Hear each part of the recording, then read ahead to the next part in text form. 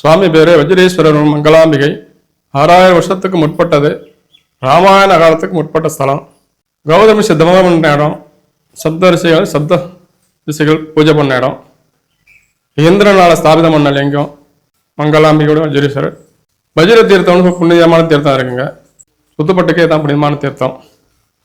புராண காலத்தில் நாரத மகிழ்ச்சி பூலோகத்தை சுற்றி வரும்போது பூலோகத்தில் என்ன சிறப்பாக இருக்குன்னு பார்க்கும்போது இந்திரன் கேட்குறான், இது மாதிரி கௌதம ரிஷி ஆசிரமமும் அகல்யையும் பற்றி சிறப்பாக சொல்கிறவள. அதனால் இந்திரன் பூலோகத்துக்கு வந்து பார்க்கும்போது அகல்ய மேலே ஆசைப்பட்டும் போது சேவல் ரூபம் எடுத்து கூவுறான். வெள்ளனா ஆற்று குளிக்க போகிறாரு மகரிஷி. மானம் பார்க்கும்போது இன்னும் விடியவே இல்லையா, அதை காட்டி நம்ம குளிச்சு வந்துட்டோமேனு அவர் யோசனை பண்ணும்போது ஏதோ ஞான திருஷ்டியில் பார்க்கும்போது தவறு நடக்கிறது தெரிஞ்சுக்கிறாரு. அங்கேருந்து வராரு. வந்து கௌதம ரிஷி சாபம் கொடுக்குறாப்புல. கௌலிகைக்கு கணவன் தொடுறதும் மாற்றான் தொடுறதும் கூட தெரியாத அளவுக்கு நீங்கள் இருக்கீங்க அப்படின்னு சொல்லி அந்த அம்மாவை கல்லா போகணும்னு சொல்லி சாபம் கொடுக்குறாரு.